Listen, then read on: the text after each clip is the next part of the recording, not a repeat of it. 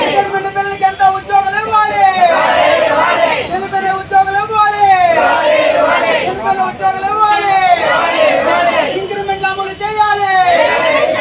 జిందాబాద్ జిందాబాద్ government చేయాలి, 12 PF అమలు చేయాలి, 17 రోజుల జీవోలు అమలు చేయాలి, 17 రోజుల సమ్మె చేసిన జీవోలను అమలు చేయాలి, 6 రోజుల జీతం జీవో అమలు చేయాలి.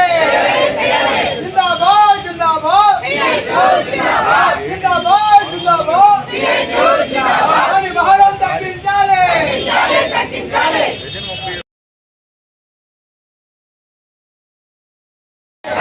పనిముట్లు ఇవ్వకుండా పనిచేయాలని వేధించడం అన్యాయం, పనిముట్లు ఇవ్వకుండా పనిచేయాలని వేధించడం అన్యాయం.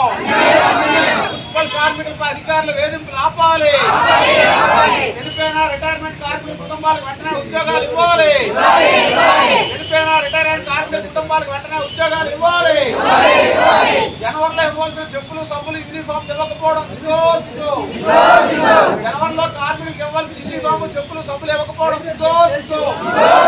మున్సిపల్ కార్మికుల ఐక్యత వర్ధిల్లాలి. మున్సిపల్ కార్మికుల సమస్యలు వెంటనే పరిష్కారం చేయాలి. మున్సిపల్ కార్మికుల సమస్యలు వెంటనే పరిష్కారం చేయాలి.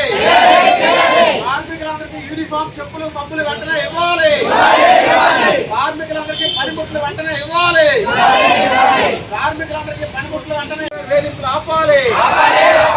మున్సిపల్ కార్మికులపై MHO వేధింపులు ఆపాలి. పనిముట్లు వెంటనే ఇవ్వాలి. పనిముట్లు వెంటనే ఇవ్వాలి. మున్సిపల్ కార్మిక సమస్యలు వెంటనే పరిష్కారం చేయాలి. మున్సిపల్ కార్మిక సమస్యలు వెంటనే పరిష్కారం చేయాలి. చెప్పులు సబ్బులు యూనిఫామ్స్ వెంటనే ఇవ్వాలి. జనవరిలో ఇవ్వాల్సిన యూనిఫామ్ ఎంత ఎవరికి ఇవ్వకూడదు. జనవరిలో ఇవ్వాల్సిన యూనిఫామ్ చెప్పులు సబ్బులు ఇప్పటివరకు ఇవ్వకపోవడం పని చెప్పే అధికారులు యూనిఫామ్ ఇవ్వకపోవడం అన్యాయం. మున్సిపల్ కార్మికులపై అధికారుల వేధింపులు ఆపాలి.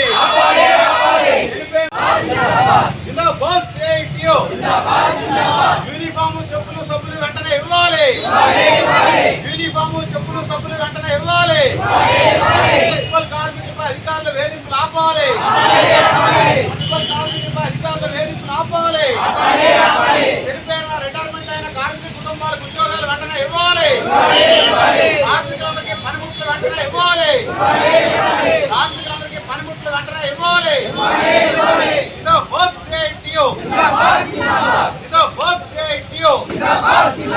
చెప్పులు యూనిఫామ్ సబ్బులు కార్మికులందరికీ వెంటనే ఇవ్వాలి. కార్మికులందరికీ పనిముట్లు ఇవ్వాలి. చనిపోయిన రిటైర్ అయిన కార్మికులందరికీ కుటుంబాలకు ఉద్యోగాలు ఇవ్వాలి. కార్మికులపై పనిభారం తగ్గించాలి. కార్మికులపై పనిభారం తగ్గించాలి.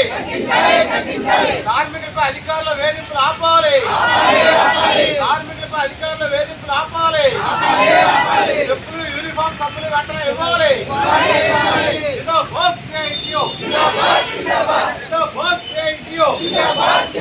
కార్మికులందరికీ ఉద్యోగ భద్రత కల్పించాలి.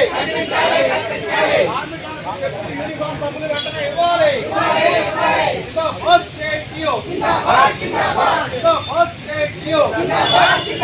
కార్మికులందరికీ యూనిఫామ్ సబ్బులు వెంటనే ఇవ్వాలి. కార్మికులందరికీ చెప్పులు యూనిఫామ్ సబ్బులు వెంటనే ఇవ్వాలి. కార్మికులందరికీ పనిముట్లు ఇవ్వాలి.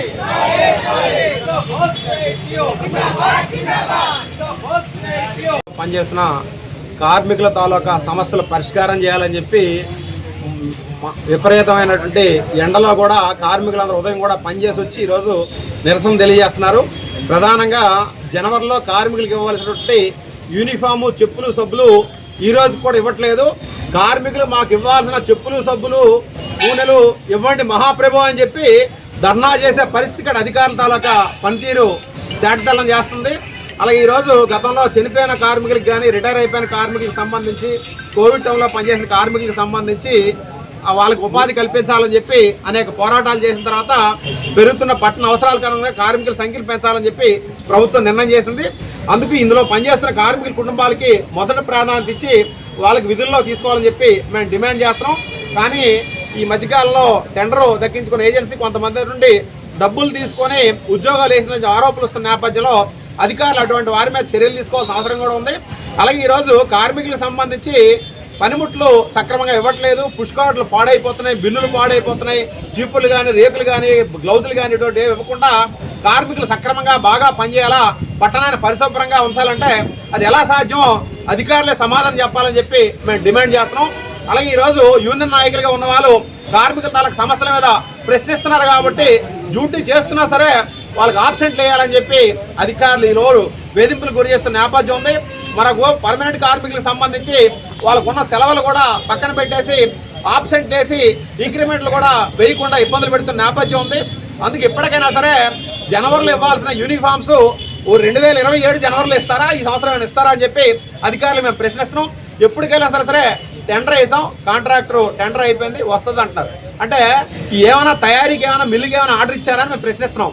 అంటే ఇతర జిల్లాల అన్ని మున్సిపాలిటీలు అమలవుతున్న నేపథ్యంలో ఇక్కడ ఉండే అధికారులకి ఆ రకమైన బాధ్యత లేకుండా ప్రవర్తిస్తున్నారు కాబట్టి ఈరోజు కార్మికులు గొంతు చించుకొని ఎండలో ధర్నా చేయాల్సిన పరిస్థితి వచ్చింది. ఇప్పటికైనా సరే జిల్లా యంత్రాంగం అలాగే ఈ నియోజకవర్గానికి బాధ్యత వస్తున్నట్టు ఎమ్మెల్యే గారు కూడా పారిశుద్ధ్య కార్మికుల తాలూకు సమస్యల మీద స్పందించి పరిష్కారం చేయాల్సిన బాధ్యత ఉంది. అలా కాని పక్షంలో మొత్తం కార్మికులందరూ కూడా వీధుల్లోకి వచ్చి పోరాటాలు చేయాల్సిన పరిస్థితి వస్తుందని చెప్పి ప్రభుత్వాన్ని హెచ్చరిస్తున్నాం. పి తేజస్రావు, సిఐటి రాష్ట్ర కార్యదర్శి.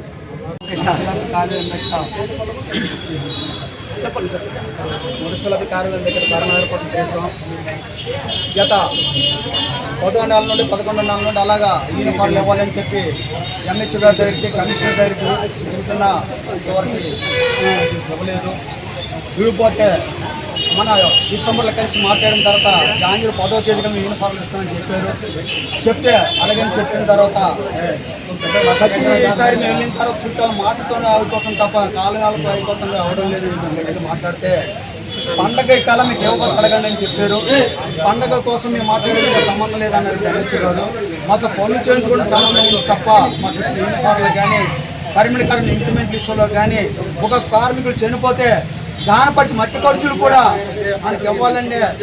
3 నెలలు తెరపోతున్నాయి తప్ప లక్షల మట్టి ఖర్చులు దాని ఖర్చు అంటే అర్థం ఏంటంటే శవం అక్కడ ఉండగా తెచ్చి డబ్బులు ఇవ్వాలి. ఏ అధికారులు వచ్చినా ఈ అధికారి కానీ చనిపోయిన దగ్గరకు వచ్చి చూడడం ఒక మట్టి ఖర్చు డబ్బులు ఎవరు, ఉద్యోగులు కూడా మనకి ఎవరు. అలాగే ఇబ్బందులు పెట్టిన ఈ అధికారి ఉన్నారు. గవర్నమెంట్ అధికారులు కూడా మాకు వచ్చిన సమస్యలు కూడా పరిష్కారం చేయడం లేదు. ఇప్పుడు వరకు కూడా మొన్నటి వరకు కూడా మేము వెళ్ళి ఎంహెచ్ గారు మాట్లాడుతుంటే యూనిఫార్మ్ ఇస్తామని చెప్పుకుంటే ఇవ్వడం లేదు. ఖచ్చితంగా యూనిఫార్మ్ మాకు ఇవ్వాలి. మాకు డిమాండ్గా చనిపోయిన కుటుంబాలకు ఉద్యోగాలు ఇవ్వాలి, కోవిడ్లో పనిచేసిన వర్కర్లకు ఉద్యోగాలు ఇవ్వాలి, అలాగే రిటర్న్ పిల్లలకు ఇస్తామని ఉద్యోగాలు ఇవ్వమని అడిగితే ఇస్తామని చెప్పారు. ఇవ్వకంట బయట ఉద్యోగాలు అమ్ముకుంటున్నారు కంపెనీలకు ఇచ్చిన తర్వాత.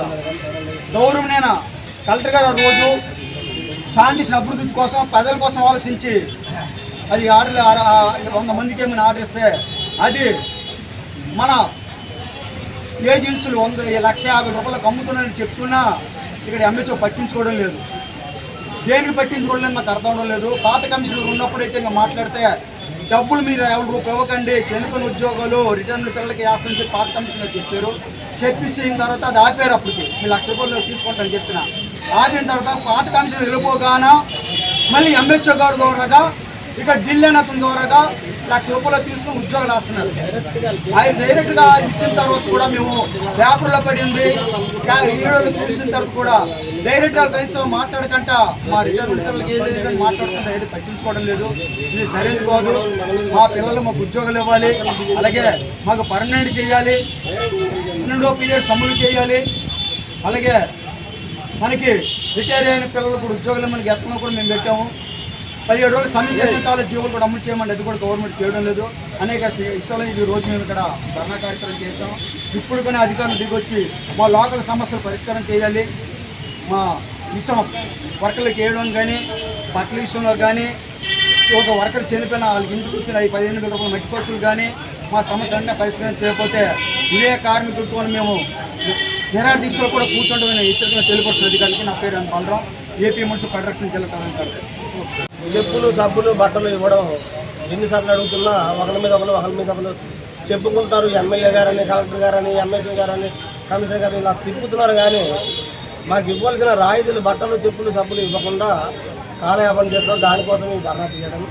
అదే కాకుండా పనిముట్లు ఎవరికీ లేదు, చీపుర్లు ఇవ్వట్లేదు, పుష్కాట్లు బళ్ళు బాగలేవు, అలాగే పెద్ద బళ్ళు కూడా లోడర్స్ కూడా బాగలేవు, బిన్నులు కూడా గవర్నమెంట్ కలెక్టర్ గారు రోడ్డు మీద ఉండకూడదు, ఇవన్నీ పక్కకు తోసేసి ఒక కలెక్టర్ బంగ్లా నుంచి ఇక్కడ జిల్లా పరిషత్ వరకు వచ్చి ఆ చెత్తను మీరు వేయాలి తప్పితే బిన్నులు అవసరం లేదు అక్కడ అని కలెక్టర్ గారు చెప్పారట.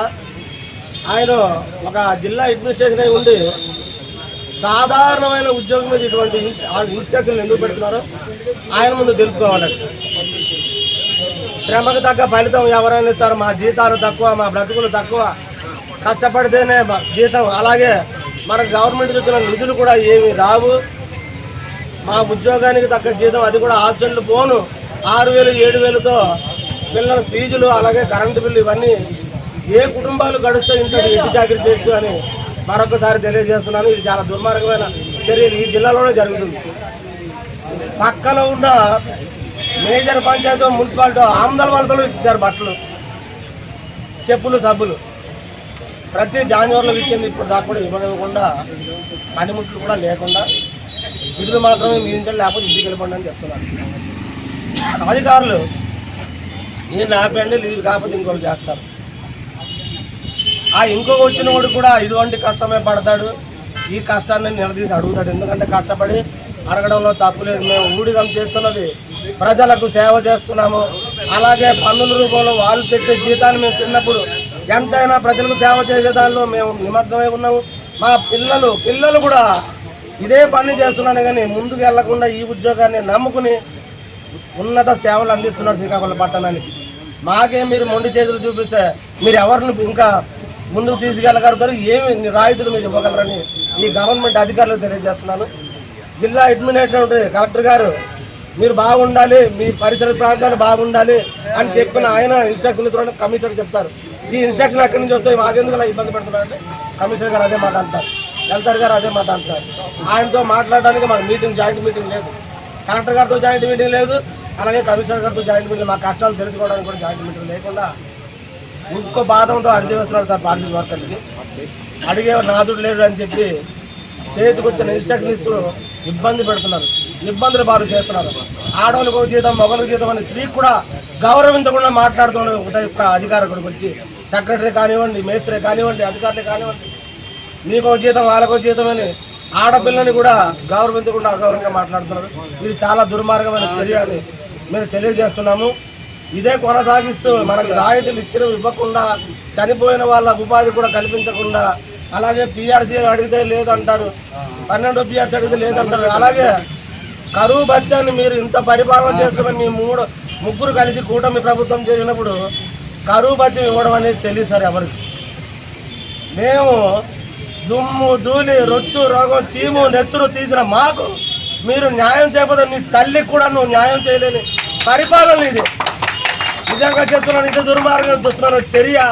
దీనికి ఎటువంటి కార్యక్రమాలు చేయడానికైనా పారిశుద్ధ్య వర్గాలు సిద్ధం, అలాగే ప్రజలను కూడా ఏ అంతరాయం కలగకుండా వాళ్ళ పని పట్ల కూడా చేయడానికి మేము సిద్ధం. మాకు ఇచ్చిన రాయితీలు మాకు ఇవ్వండి, అలాగే మా చనిపోతున్న బిడ్డలకు ఆదరించండి, రిటైర్మెంట్ అయిన వాళ్ళకి బెనిఫిట్లు ఇవ్వండి, అలాగే పారిశుద్ధ్య వర్గంలో ఉన్న పర్మనెంట్ రాయితీలు కూడా అన్ని అలా అట్టడుగులో ఉండిపోయి ఆ ఫైళ్ళని తిరగతో తీయండి. గవర్నమెంట్ అడ్మినిస్ట్రేషన్ ఎవరైతే ఉన్నారో వాళ్ళకి తగు న్యాయం చేయమని మరొక్కసారి కోరుతూ, ఇలాగే కొనసాగితే మేము పోరాటాలు చేయడం తెలియజేసి. నా పేరు గణేష్, ఇక్కడ పారిశుద్ధ్య వర్కర్ ప్రెసిడెంట్ అండి.